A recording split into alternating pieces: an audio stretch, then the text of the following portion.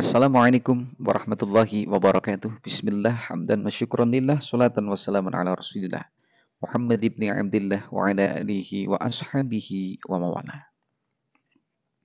Sebuah pernikahan yang dilakukan oleh seseorang itu tentu saja banyak faidahnya, namun jangan lupa pula bahwasanya pernikahan juga ada efek sampingnya.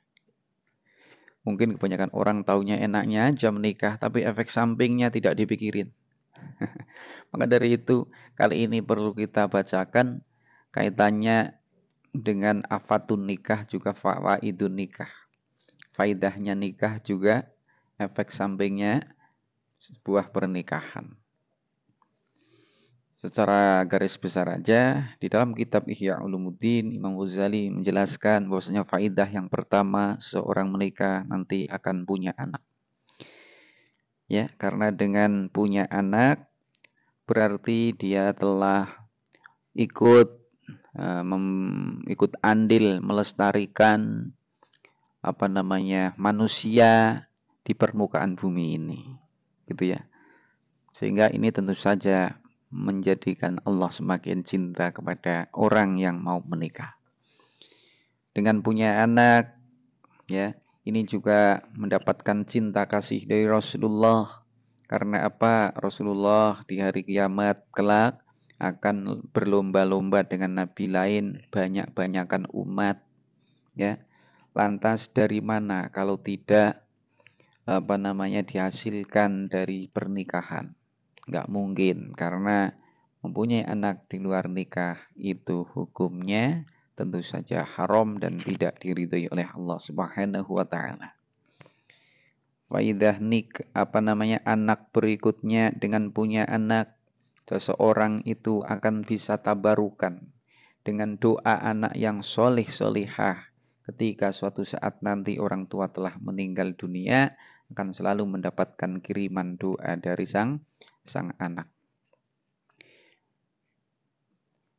Jangankan anak yang hidup, anak yang masih kecil kemudian meninggal pun itu orang tua itu dapat syafaatnya. Yang mana suatu saat kelak anak kecil itu tentu saja langsung dimasukin ke dalam surga. Tapi anak tersebut tidak mau. Ketika kedua orang tuanya itu belum dimasukin ke dalam surga, akhirnya orang tuanya yang barangkali tadi masuk neraka kemudian ditarik, kemudian dipindahkan ke dalam surga Allah Subhanahu wa taala. Ini baru satu faidah saja, membahas terkait dengan anak. Faidah yang kedua, ya tadi yang pertama itu al-walad, mengenai punya anak. Faidah yang kedua adalah at-tahassun minasyaiton. Yang kedua adalah membentengi diri dari setan. Karena apa? Dengan menikah, ya, orang itu lebih bisa untuk menjaga pandangannya. Ya, melihat wanita, wah, sudah punya wanita. Ngapain? Jadi ini lebih bisa menjaga pandangannya dan menjaga kemaluannya.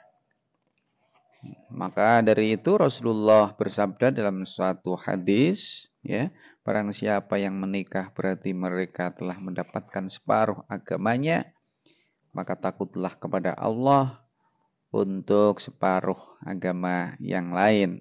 Suruh menjaga separuhnya. Sudah dapat separuh, ya, suruh menjaga separuh yang lain. Nah, ketika seorang syahwatnya memuncak, memang instruksi Rasulullah itu disuruh untuk menikah. Apabila tidak menikah, maka kendalikan syahwat dengan puasa. Ya, karena dengan puasa itu bisa dijadikan sebagai benteng. Sebaliknya orang yang tidak mau menikah, maka ketika melihat wanita itu setiap dia hadapi, maka dia dalam bentuk setan. Ya. Sehingga ketika orang sudah menikah, kemudian melihat wanita lain, kemudian kok gerengseng hatinya, maka dawuhipun Rasulullah itu falyati ahlahu.